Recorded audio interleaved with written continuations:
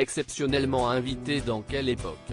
France 2, ce samedi 24 juin, Philippe Caverivière s'est remémoré pour les téléspectateurs une vanne sur le Portugal qui lui avait valu d'être placé sous protection policière.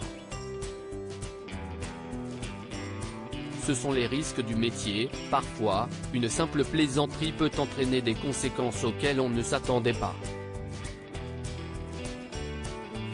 Ce n'est certainement pas Philippe Caverivière qui dira le contraire. Ce dernier était présent comme chaque semaine sur le plateau de Quelle époque ? France 2, ce samedi 24 juin. Mais à l'occasion du dernier numéro de la saison, il a été exceptionnellement interviewé par Léa Salamé. Au cours de sa carrière, le comédien, humoriste et chroniqueur a subi certains déboires. Dans Quelle époque, il s'est remémoré l'un d'eux, après avoir fait une vanne sur le Portugal, le quinquagénaire avait été la cible de pression, qui lui ont valu d'être placé sous protection policière. J'ai subi tellement de menaces de mort, qu'ils m'ont mis la sécurité à RTL, a-t-il confié ce samedi. Quand j'arrivais, j'étais Barack Obama. Philippe Caverivière, visage souriant en quoi il n'avait 3 gardes du corps.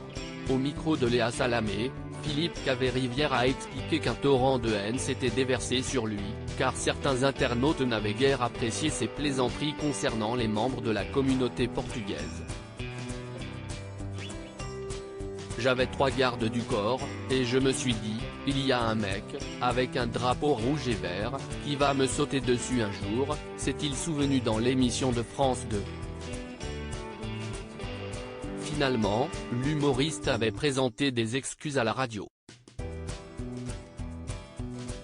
Les menaces, à la suite de son mea culpa, avaient progressivement cessé. Philippe Caverivière victime d'une fatwa. Ce n'est pas la première fois que Philippe Caverivière s'exprime à ce sujet dans la sphère médiatique.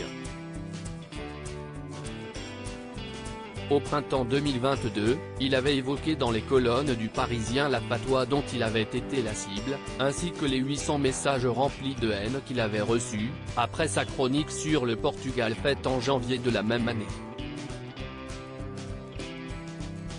Tout en admettant qu'il lui était arrivé de faire des vannes un peu reloues, il avait assuré ne pas avoir l'intention de changer de ton. De quoi rassurer les fans de ses impertinentes chroniques. Article écrit en collaboration avec 6 médias.